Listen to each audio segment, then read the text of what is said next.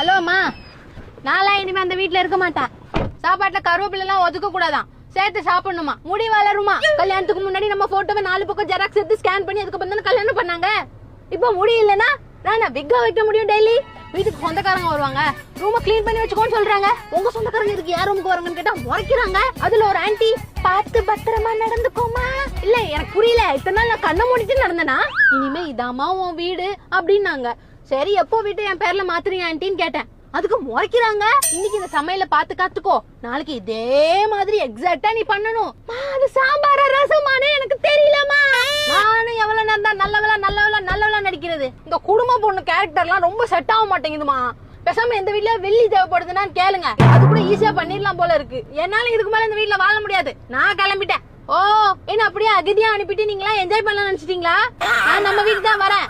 சரி வரல, சாம்பார் எப்படி பண்ணணும்னு சொல்லுங்க.